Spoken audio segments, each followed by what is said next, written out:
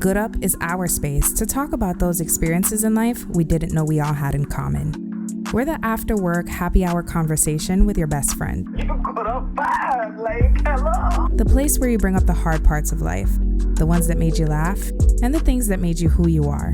Because who said becoming good up wasn't a little bit uncomfortable? Stay tuned for more information about this week's episode.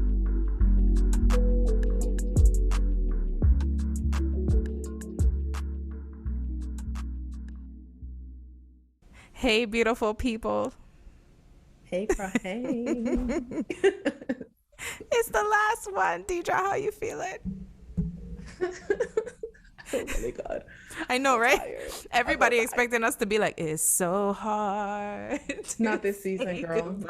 No. It's actually more girl. like, peace out, bitch. See y'all next season. Mm-hmm. Because this is my first season actually doing the podcast and having a job that's not like working for myself, and it's very ghetto here. Like, it's very the podcast ghetto. has been getting me through. I'm like, how the fuck has I been doing this for so long?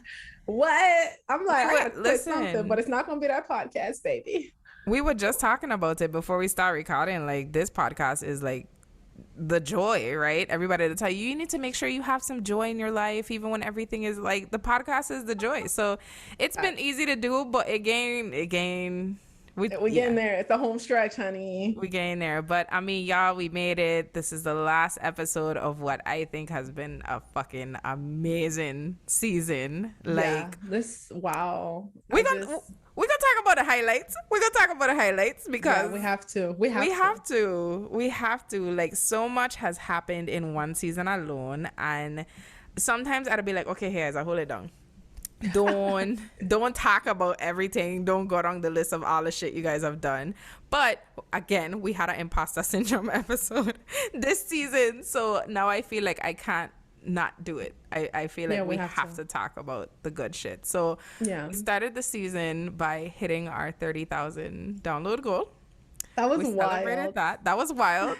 And that was early in the season. That was literally like around our second episode.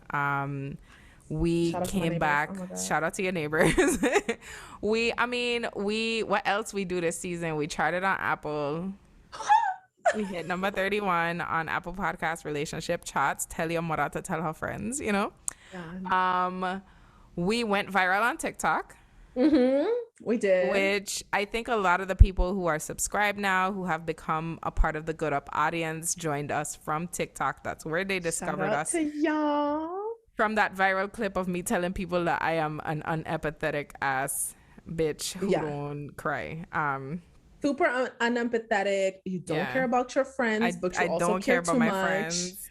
It was just very chaotic. Apparently, I'm a Virgo. The girls were certain you were a Virgo. It was that I was dead at all the people who were posting like astrological things related to astrology, and I'm like, oh girl, what was the funnest part about that? The fact that you are an astrologer, and I was like, if y'all only know that my co-host is like literally is a full-blown an entire astrologer. And you know what's funny, I don't join conversations about that because I'm like, I'm not going to sit here and do that. First of all, I don't work for free. That's number one.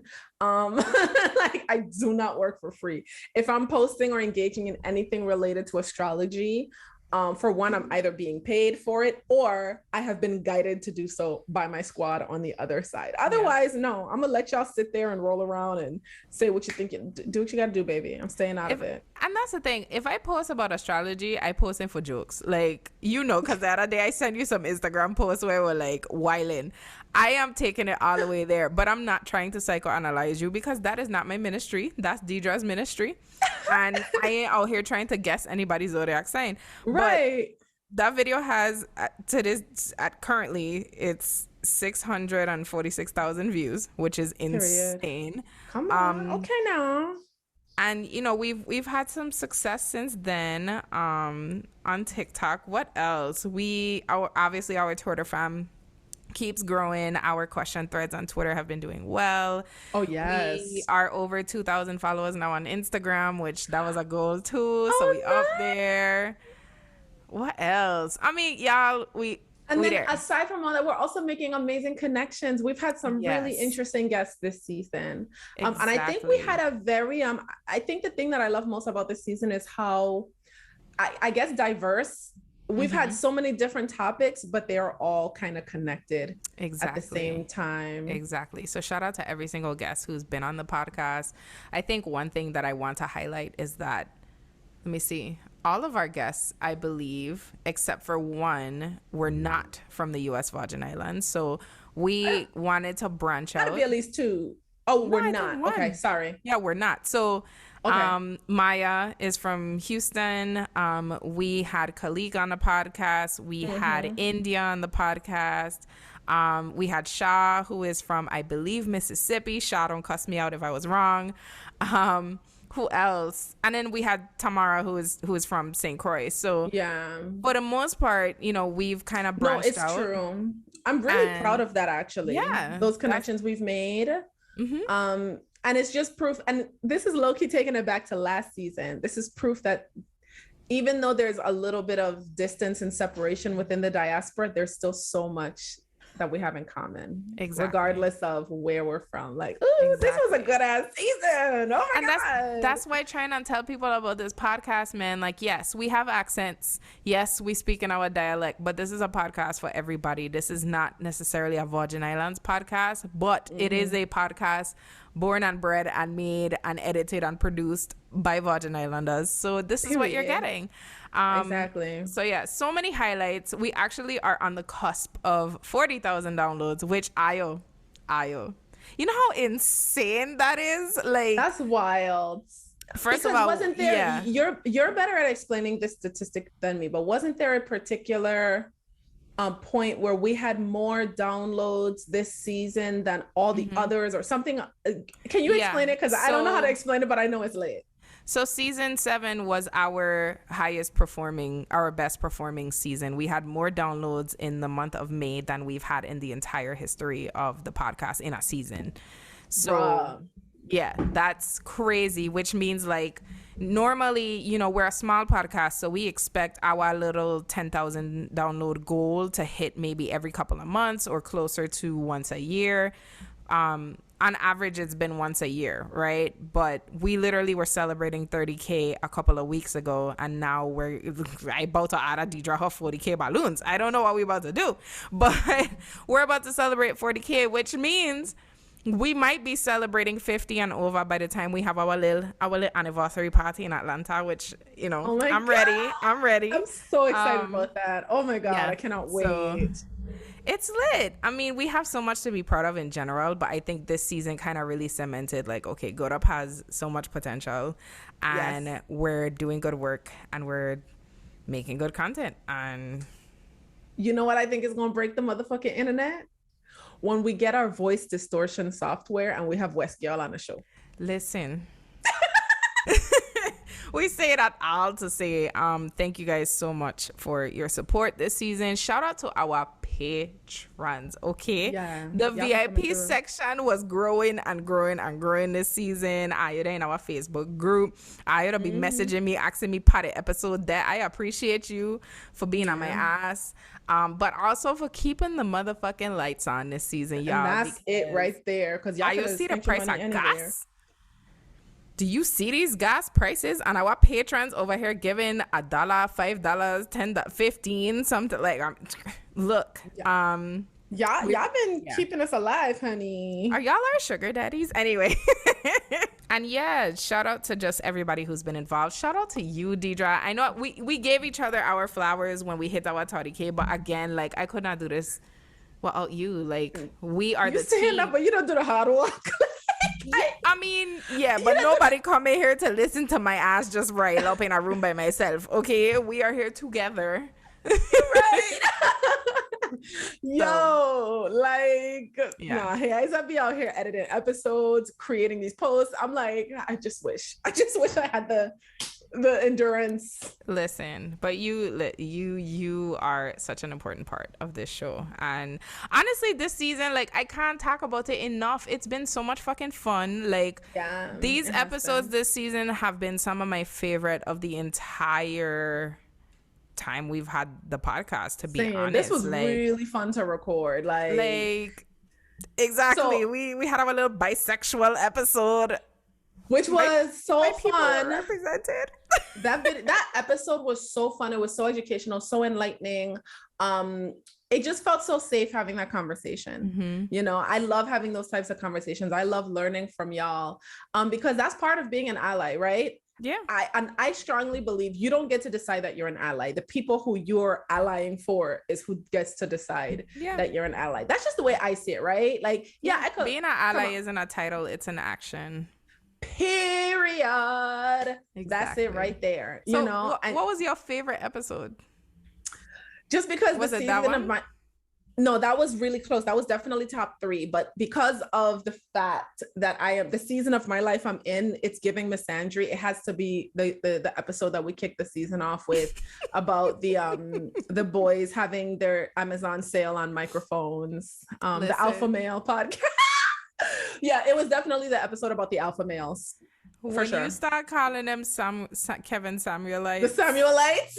And then Kevin Samuel actually passed away like 2 weeks after that episode. I was like, there is power in the blood. Like, what is going on? I was like, let me. Like, we were wilding. We were doing the most, but I mean, God was like, did we lie? Insert Nicki Minaj screaming, did I lie? Like, listen, we went off. The volume of the episode was too loud. Like, it was a lot. There was a lot happening. But also, can we talk about the alpha males getting tattoos of their daddy, Kevin Samuels, on their body? Oh yeah. That's fatherless behavior. If y'all thought we were wilding with our episode, like, the internet went crazy afterwards. Okay, we didn't even say much about that man, but when he died, Twitter was on fire. Okay, ablaze. I mean, you know what's crazy to me? I just resent that people. So for one, I didn't see people celebrating his death, right? I didn't see it. I'm not saying that it didn't happen, so y'all could try to come for me if you want to, but fuck you. Yeah, people wasn't celebrating. People were just saying, like, I don't care. Okay. Like, people were indifferent. Right. Yeah. So and again, just because I didn't see people celebrate doesn't mean that people weren't celebrating, but I personally have not witnessed anyone celebrating Kevin Samuel's death. What I did see was a lot of women who were very indifferent, and rightfully so. Yeah. And I saw people say, I'm not going to sit on the internet and pretend like I'm sad that somebody who was so harmful to Black women died. That's what I saw. Yeah. And I'm just really disappointed. I'm not disappointed. I'm actually not even surprised that our community is doing that, where they're somehow making people a problem for simply saying, okay, that ain't got nothing to do with me. I am on the boat of, yes, death is a sad thing, and you should always be respectful of grief. And if you personally feel grief, you are absolutely allowed to feel that. But you can't police how other people respond to death, whether it's through grief or another feeling. If a shitty person die, them dying don't make them any less of a shitty person. People are dying every day. Am I going to celebrate it and wish bad on a person? No, I would never wish death on somebody. But yes, I will feel indifferent to them not being here anymore. But can we also talk about the fact? Can we just also address the fact that the one thing that's promised to us when we leave our mama's pussy is death? Can we just acknowledge that? Why you have to want it like that? Because I'm just so confused. People are acting like death is not going to happen. Death is going to happen. At some point, our body is going to say, no more. We're done here. And your soul is going to leave the body. So a bus might see me crossing the street one day and be like, she look really This is the time, right? So none of us are guaranteed to live forever. That's number one. So why are we like, what does it matter how people are reacting to this man's death? Listen, if I die tomorrow and you thought I was a shitty person, tweet about it, bitch. And you know what? Do it for me. Do it to my memory. Yeah. Well, oh God. You know what I am gonna do is say you gonna get dragged. Like your yeah, I'm gonna get dragged. Yeah, but that's the thing, and I do feel like, and it's funny. Me and Diamond were having this conversation because we'd be talking about some spiritual shit. Diamond said, you know, the reality is Kevin Samuel served exactly what his purpose was on this earth. Yeah. And it was to help us really look at the relationship between Black men and Black women. But aside from that, it's also to look at Black people and their relationship to that word accountability. Right. And one of the things that Black people as a community have to take accountability for is the fact that as soon as somebody dies or something bad happens, we tend to eradicate all the fucked up things they did because they died. No, that motherfucker was a shitty person. When the pedophiles in my family die, you think I'm gonna sit here and be like, oh, such and such was a good person. Oh, I'm gonna say good riddance, fucking creeper. Listen, like what? listen. You I feel think like you dying somehow makes you this holier than nah, thou martyr who everyone like, sure, your family is probably grieving it, but that didn't stop the fact that you was a it didn't shitty person. I exactly. promise you, when the person who or people who have violated me in my life pass away, I am throwing up. We taking shots, okay? I dancing. You know how Christina Meredith used to dance in Grey's Anatomy? That gonna We be like dancing hard, girl. If I I'm not in the dancing like same me city getting as a you, rhythm, okay? we're doing it on Zoom. Like it just is what it is. Like I think that was something that the Black community needed to face, was that level of delusion that we tend to have. Somebody dies and suddenly we shouldn't acknowledge that they were a shit person. I mean, Just and truly, I think it's because they think that like karma, like you don't want to celebrate quote unquote someone's death because something bad might happen to you or your family, or like they feel like maybe that's how it works. And it's like, no, be honest with yourself. Like if you didn't like somebody, nobody telling you to throw a parade, but also like you don't have to fake it. Like, you oh, don't have well, to sit here and fake it. sorry Like to that man. yeah, sorry to that man. I remember when the news broke that Kevin Samuels died. I remember sitting at my kitchen table and seeing it and being like, is this real? Like, I thought it was a hoax. I thought, because the girls were saying Betty White died a million times before she actually died. But I remember like when I know Betty, that was a sad loss. But I remember sitting there and seeing it and being like, well, damn, like I didn't hate him. I was like, damn, I really couldn't stand him, but I didn't want him to die. And I moved on. And I just left it as that. I didn't comment on it or anything, but whatever. Good riddance to him. He's wherever he deserves to be. His soul is wherever it's meant to be at this time. Yeah. But I mean, no, that episode was legendary because like the timing of it, it was to me it was legendary because we were dragging man from beginning to end, and most of the people fun. who were like responsive to that episode were men, because there were a lot of men out here who was like, yo, they so fucking embarrassing to our agenda. And I was like, talk to your boy them, because talk to them. And I think that's the biggest issue that's happening right now on the internet. Everybody keeps calling it a gender war, but I'm like, ain't no gender war. It's not a gender war. It's women finally saying, actually, I don't want to be a part of this, because it's not all of you against all of us. It's just a select few motherfuckers who just embarrass it. Like yesterday we were watching Law and Order SVU, and these boys in SVU had do something crazy, and Steven was just watching how they were talking to the girl in the show, and he was just like, yo, how the fuck is anybody attracted to men? Like, he's like, I could never be gay because that would mean that I would have to date men. And I'm like, but gay men are slightly different. Like, it's really a cis hetero It's really problem. a cis het thing. Yeah, it's definitely a cis het thing. But it was just funny hearing him say that, because he was just like, this ain't even dramatized for the show. Like, this is I've really seen happening. men speak and act like this. And I'm like, yeah. Anyway, it's facts. Before we go off on a tangent, my favorite episode, oh my God, I can't pick one, but Imposter Syndrome was up there.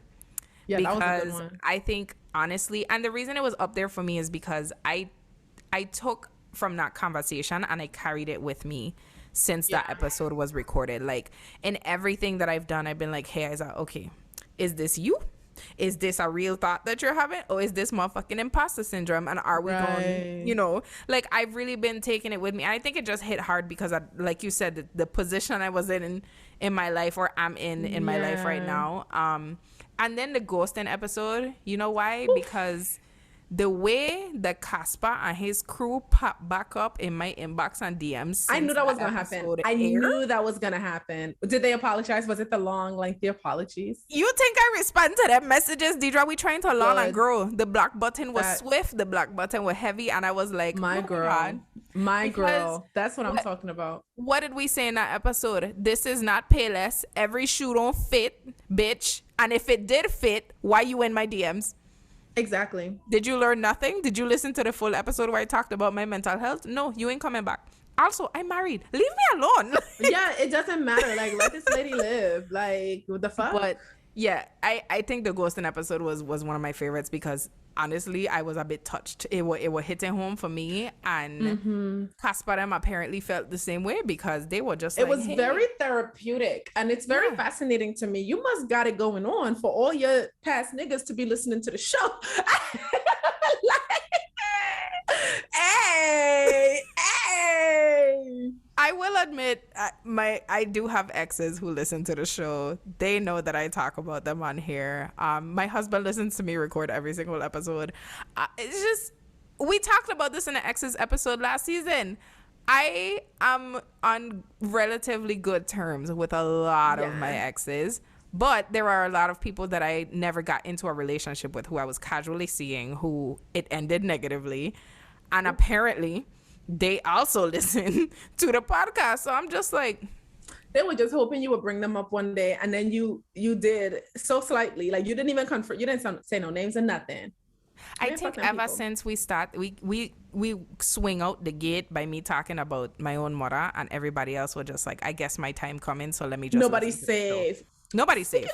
You know what's funny? Me and Diamond had this conversation once, and she was telling me how she feels like the relationship that we have with our mom impacts our dating life, because she was like, she feels like it kind of not so much scares like men off, but they're intimidated by that because they feel like if she could cut her own mama off, who am I? And I could see that. I can see that. I mean, that's a lot to assume about a person without asking them, though. That part. And so to be intimidated by what you're assuming about a person's life experience, right, and then to not say, just wow, asking questions and then not saying, wow, this person obviously hurt you so much that you felt you had to draw a line here. Right. I'm so sorry. And I think that makes you a strong person. Instead, this is intimidating. And what I'm taking that as is, I'm a fuckboy, and I see that she's quick to draw a boundary with even her own mother. Exactly. So I ain't getting away with shit. Because the way I see it is, for one, if you care about somebody, then you just ask those clarifying questions, right? And as opposed to making a judgment about them, you just respect their choice, and you respect their level of respect for themselves. Because at the end of the day, it's toxic mamas out here. And some people, like, I live by the fact that forgiveness doesn't mean that you have to have a relationship with them. Yeah, and I've forgiven my mom a long time ago for the ways that she's treated us. But I've chosen that just because I've forgiven her doesn't mean we need to be in each other's lives. It's what it is. And some people can relate to that and some people cannot, and that's okay. And the way I see it is, a truly emotionally intelligent person will be able to still sustain a relationship with me without being threatened by my choice to separate from my mother. Exactly. Yeah. It just is what it is. And I mean, again, if they listen to this show, they understand why there was valid reason for y'all to do that. And it is what it is. Like, yeah. How you intimidated because of that? Please. Facts.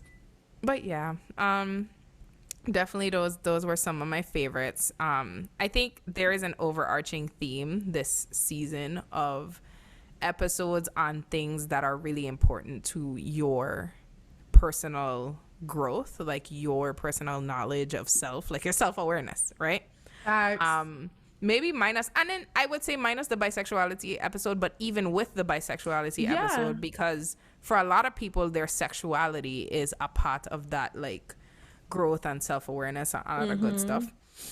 So yeah, I mean, all of that chalks up to emotional intelligence, right? I get my notes. I pull it up. One thing here is I gonna have is her notes. So yeah, this season, the theme essentially was emotional intelligence. Not that we planned that from the beginning. That's just how it turned out. Yeah. And there are 5 elements of emotional intelligence, right? The first one is self-awareness, knowing yourself. The other one is self-regulation, how to manage what you know about yourself. Facts. Social awareness, which is being able to interact well with others, knowing everything you know about yourself. And then empathy, the ability to understand how others are feeling and respond based on that information. So something that I noticed, especially when we went viral, was a lot of people are self-aware. They are somewhat introspective, but that does not mean that they are emotionally intelligent. There is a difference. Yeah. I got a lot of credit, I think, in that clip for being self-aware and people being like, oh, this is very emotionally intelligent. And I was like, I wouldn't describe myself as emotionally intelligent. I know a lot about myself. I've been to therapy. Yeah. I feel very self-aware, but I don't be fucking wilding. I have a long way to go. So would you describe yourself as emotionally intelligent, Deidre, or is it journey for you? Honestly, I would. I would. Um, Mostly because, well, for one, for a while I didn't realize that I was. It took other people having certain experiences with me, to be like, yo, like you're very emotionally intelligent. And at first I was like, what? But then when I actually started familiarizing myself with exactly what you just read out, I was like, okay, that makes a lot of sense. I'm not going to act like I'm just like this supreme being, right? Who doesn't have moments where I'm not able to regulate my emotions, because I've just in the last like 2 years learned how to regulate my emotions. Because it's one thing to be self-aware, but sometimes what you lack is that connection to your emotions. Does that make sense?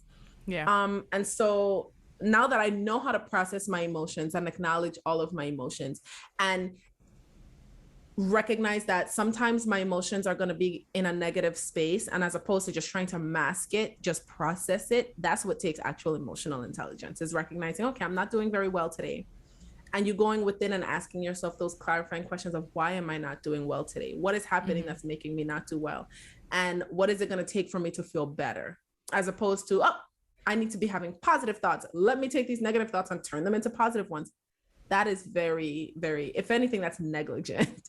You know what I mean? So the short answer is yes, I do consider myself to be emotionally intelligent, because that empathy, that's the key right there. And empathy is not to me, there's a fine line between empathy and codependency, because you should be able to empathize with people without letting what they're going through consume you, and without trying to use what they're going through as a means of people pleasing. You can empathize with somebody without trying to solve their problems for them. The biggest key there is letting them come to you and say, how can I, like, what would you suggest I do? And that's, I used to be really bad about trying to solve everybody's problems for them. Shit. I mean, y'all know I'm working on it. I really am trying not to be that person. Mostly because, like, one, you just can't. You can't. There's no way to solve everybody problem who comes to you a problem. The other thing is that that's not what people are asking for, and I've realized that, and I'm working on that. But I think the reason I wouldn't describe myself as emotionally intelligent would be because, like, I still feel like there's so much that I'm working towards. And I think especially when it comes to interacting with other people. So as you guys have seen this season, like, there's a lot I'm willing to admit about myself, right? That I know about myself. But in knowing those things, they still affect how I interact with other people. And they also affect how I feel about myself when other people interact with me. So I think that is my biggest battle that I face on a regular basis, is not internalizing things when people behave badly or say wild shit to me or just do things. And just not, I guess, shutting down or just allowing things to affect me mentally. So I think in terms of emotional intelligence, like, I still have room to grow there. In terms of self-awareness, like, there's not much I haven't admitted on this podcast. Right. You know what, though? I would consider you to be emotionally intelligent, mostly because I feel like intelligence is knowing that there's always room for growth. Does that make sense? Yeah. So the fact that you're aware, I'd be scared to be like, yeah, I get it. because the thing is I still have room to grow. You know what I mean? There's no end to expansion and learning. There's no end to it. There's always going to be some way to learn more. And so I think that I think it's very emotionally intelligent to be aware of yourself, but also be aware of the things that you need to actively work on. We all have something we need to be working on. Yeah. So, I mean, we all do. We're just not all willing to. Oh, that part. Cause listen, I keep going back to that viral video, and y'all, I've said it on my personal page, but I don't think people realize how daunting it is for you to post a video where you're essentially admitting that something is a problem, right? The video gets 600,000 plus views, and the majority of people commenting on it are like, that's not my fault. Is something wrong with the person? Is the person? People will cry too much about da da da da da. I'm not gonna. That was very sad to see. I'm not gonna lie.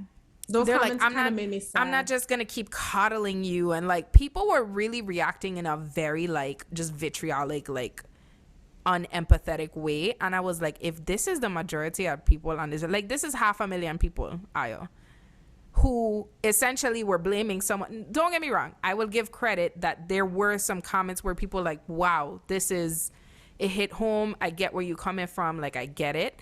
But the majority of people who commented on that video blame somebody else. And I was just like, if everybody is the bad guy. And that's something I live by. If everybody's crazy, you're the one that's insane. And also, there was a time where I was just like those people in the comments. There was a time, I'm not going to sit here and act like I was always this, like, now granted, I've always been empathetic, right? But there was a time where I too was just like those people in the comments, where I just was like, nobody wants to be the bad guy. Nobody wants to be wrong. Exactly. Whereas now I have to recognize, like, you know what, just because somebody's crying to you doesn't necessarily mean that they want you to solve their problems. It just means that they feel safe sharing that part of themselves with you. But not even just that, like, in order for you to grow as a person, you have to be willing to admit that sometimes you're wrong. Like, sometimes you're fucking wrong. Like, nobody gonna die. You're not going to fall apart. Your skin is not going to melt off. Sometimes you are the bad guy. You said or did or reacted or handled something the wrong way. And it's simple and easy to just be like, my bad. Exactly. I apologize. I'm sorry. Or do better next time. If apologizing is that damn hard. But it's even in our question threads. Like, I don't mean to drag Aya, but I see all of your responses. And so many of you, week after week after week, no matter what topic we talk about, you ain't a bad guy. You've never done anything wrong. This has never happened to you. You good. And I'm just like, somebody got to be wrong. Somebody got to be wrong. Right. I'm like, somebody lying. Like, oh, that's the one. So yeah, I mean, this season was really like, if you listened to season 7 and you didn't do any kind of introspection, nothing about it made you think about your role in your life situations. Because in contrast, I feel like season 6 was like, let's talk about all this shit that people have done to us, right? We talk about generational trauma. We talked about shadow work, which honestly is more internal. What else did we talk about this season? We talked about like casual sex, exes, like all of that stuff, right? On the flip side, this season was more of like, okay, we know all of this about ourselves. Now what role have we played in it, minus the men with microphones episode, because fuck Ayo, this is all Ayo's fault. Literally. But yeah, no, we talked about imposter syndrome. We talked about turning 30 and how much pressure we'd put on ourselves. We talked about sexuality. We talked about fucking ghosting and the role that we've had in it. Like, this season was I feel like there was a lot of kind of like looking in the mirror. Yeah. It definitely was like the look at yourself / emotional intelligence season. Yeah, I wonder what next season is gonna be. Chaos, if I have my way. Everybody like, how much more episodes you have? Like, what, you gonna run out that shit to talk about? I could never run out that shit to talk about. I don't think we're gonna run out of things to talk about. I think there's always stuff to talk about. Like, and I think we're always gonna evolve too. Like, because my thoughts on, for example, season 1, episode 1 have changed. I am 2 years older now. Things have happened since then. Life has changed. So yeah, I may have to revisit that someday. Like, ironically, at the time, I believe that you and Diamond were in contact with your mother at the time. Yeah, we had because you know what's funny, and I don't know if I've ever shared this on the show, but I was actually very uncomfortable listening to that episode because I felt kind of defensive of my mom. Not saying that what Diamond was saying was untrue or she didn't have the right to say it, but I found myself being like, especially because that was at a point in my life where I had, and this was me personally, and that's why I kind of had to sit with myself and say, Deidre, like, just because you made this choice for you and mom's relationship doesn't mean that Diamond made it, right? This was soon after. I remember I just kind of had this epiphany one day of just being like, yo, she did the best she could with what she had. She didn't really know any better, right?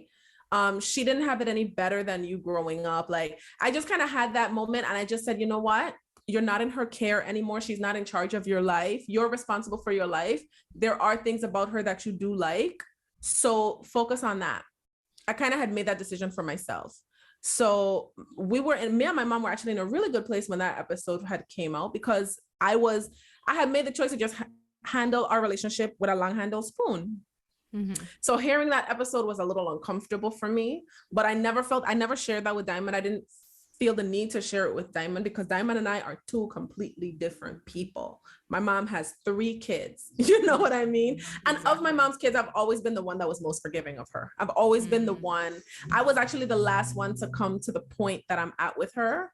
And maybe one day I'll share on the show why. Yeah. So it's always been a weird journey, like kind of telling my family business on the podcast. Even this season, like the things that I've talked about, like openly talking about my sexuality, it's still weird even 2 years in, because to the audience it's like, oh, you guys again are so emotionally intelligent, you're so self-aware, so you're so transparent, but there are families and like real people and who are affected by this. Real exes who are involved in these stories and the things that we choose to share, which is, I mean, obviously why I never name anybody. I try not to go into like super specific details, but right. I mean, you know, at the end of the day, it's still our truth, right? Like, in order for us to grow and in order for this podcast to evolve, like there is a level of self-awareness and like honesty that we have to bring to the show. Absolutely. Otherwise, what's the point?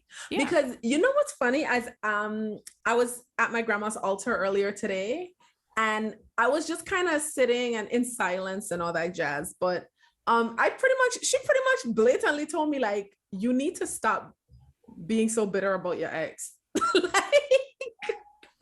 And y'all know I spent this whole season dragging that man. Listen, you drag men. I supported it. Right. But you know what? That's a necessary part of healing. Yeah. I don't think it's fair to expect people to have a bad experience and go straight to like, oh, I'm going to take all the positives from it. That's unrealistic. And that process is going to be a different length for everybody. And I tried my best to be that mature person who would speak positively about him, but my soul wouldn't allow me to be that way. I was very angry and I had a right to be that way. And that episode about grief helped me with that, with acknowledging like, Deidre, you need to give yourself, like, be okay with being angry at him. And right now I'm not angry anymore. I'm done. And I think the episode was very therapeutic in that way. That grief episode is probably one of like, that grief episode was good. This whole season has been very therapeutic in that way, because now I'm able to kind of reflect on the relationship and not just think about the ways that it pissed me off and that he pissed me off and feel like my time was completely wasted and all that jazz. And I needed to be angry for a while, because if I didn't spend that time being angry and focusing on why we broke up, I probably would end up right back in that relationship. If I spent too much time thinking about the positive aspects of that relationship, I would be stuck in a toxic cycle and in a relationship that I have no business in. So I'm actually grateful for that time that I spent being angry, because that anger is kind of what has protected me from going right back to a relationship that don't serve me. And I think the podcast is the reason why I was able to do that. Listen, the way somehow you owe me $200 fucking because this podcast is free therapy. Let's talk about it. Let's talk about it because I've been getting the messages and I love y'all so much, and I'm so grateful for y'all's loyalty to the show. But even then, please know that this is like damn near free therapy for us. Not that we are qualified to be anyone's therapist. This is not a replacement for therapy. I have to set up, like, you know how therapy for Black girls will be like, this is not meant to be a replacement for therapy. Because it's really not, honey. It's not, but it's definitely a safe space to kind of like touch on things that we really don't just openly talk about, because sometimes it's not the right time to bring those things up, or we don't have that safe space to do it. Like the inner child episode and the we're not really strangers episode, when I tell Ayo the way I had to fight not to cry when we were recording those episodes. Yeah, you know, it's funny because those two, oof. Girl, those were the two. I think the grief episode was emotional too, don't get me wrong, because anything that involves me revisiting grief is hard. But I think we're not really strangers got me because, like, as long as you and I have been recording this show, like, we've never sat down and really, like, we talk about it in terms of the theme of the episode, but we were sitting there like getting to know each other on like a whole different level. Beautiful. I loved it. And it just made me realize, like, wow, I see Deidre, even though she's across the country, I see Deidre more often than I see a lot of my friends. And every time we see each other, we're sitting and talking about something therapeutic. And it's like, to be able to build that kind of relationship on a podcast is like, it's so amazing. Chef's kiss. Amazing. Facts. And then the inner child episode, I think we touched on so much just like heavy shit. And after that episode, I had to sit there and just be like, yeah, that inner child episode, it was, oh my God, like, first of all, it was beautiful, but also heavy, but also like necessary. And the only thing I ever want from every single one of these episodes is for people to be able to take something from it and be able to listen to it and then apply it to themselves and grow in whatever way they're meant to. And I really hope that inner child episode served as some level of breakthrough for somebody, even if it's just one person. I hope people even just started to say, what is this concept of the inner child? Like, how do I, because there's so many of us who are so disconnected from our inner child. So many. And so many of us who think that like we've done the work to an extent, and then we have these conversations and we listen to the episode, and it's like you really take the time to be like, oh, do I need to do some more in a child walk? Like, that episode made me realize like there is more work that I have to do. This whole season honestly was like, yo, I have more work to do. I need to go back to therapy. Like, yeah, we're always gonna have more work to do. And you know what's funny is I keep thinking that my abandonment wound is healed, and it's not. It just manifests itself in different ways. And so that's what I'm always like actively working on, is reminding myself that I'm safe, that the people who are around me actually want to be around me, that they're not leaving. And even if they do leave, that is okay, because I will be fine. That's something that I'm always working on. And the way that wound is looking now is like rejection. And I also recognize that I have to get outside of my comfort zone. But I'm here for all of the growth. I honestly think we've grown this season, because for us, we have been super communicative with each other. I feel, you could correct me if I'm wrong. I'll be like, no, bitch. No, we have been. I feel like I haven't been communicative enough, if we're being honest. No, you have, like, and I think this season more than others, like, we've talked to each other about like how we've been feeling. Like, we've talked outside of recording the episodes. We have come to each other and been like, yo, today is just not it. Like, that's I can't do it today. And I think that's just, like I said, a reflection of everything that we've been learning through what we've been recording, and what we'd learned from the audience, and what we've learned in like the 2 years that we've done this show. So I'm excited about season 8. I'm also excited that we're lined up with Beyonce, right? we line up with Beyonce. So if she dropped me 7 and we just finished season 7, I ain't gonna hear the end of it. I talking shit. I don't know why, but something in my spirit, I'm praying that it's a tour. Oh, this will easily become a Beyonce and Jay-Z episode. Listen, and it's funny how much we talk about Beyonce on this podcast. Listen, dreams. Because she don't do interviews. Facts. Oh my god, could you imagine? Oh my god. Either way, man, Deidre and I are about to have an amazing summer, because hopefully the Queen drops an album. That's going to be the album of the summer. We are going to go get our rest. We are going to go take care of our mental health. Okay. Facts. Bitches need to go back to therapy. It's me. I'm bitches. So yeah, all that being said, we're gonna go take care of ourselves. We are going to go live our best life this summer. We want the audience to do the same. There may or may not be some bonus content coming over the summer. I will let you know. Keep holding it down though. We, after the season is over, are going to release all of the videos from this season publicly to the main audience, because it's been Patreon exclusive this whole time, but now that the season is over, y'all gonna be able to see all the videos on Vimeo, including y'all have access to season 6. You should be able to watch season 6. But yeah, thank you guys again for just being amazing and holding it down with us, and all the growth that you've helped this podcast accomplish. We look forward to way more. Well, I love you, Deidre, and it's been great. And tell the people for the last time for season 7. Bye. Bye. Good Up is hosted and produced by Deidre Ritter and Heiza Quinones Ivory and is a proud member of the Kickin' It family. Find us on all social media platforms at Good Up Pod. Use hashtag Good Up Tuesday to continue the conversation and get access to exclusive bonus content at patreon.com/gooduppodcast.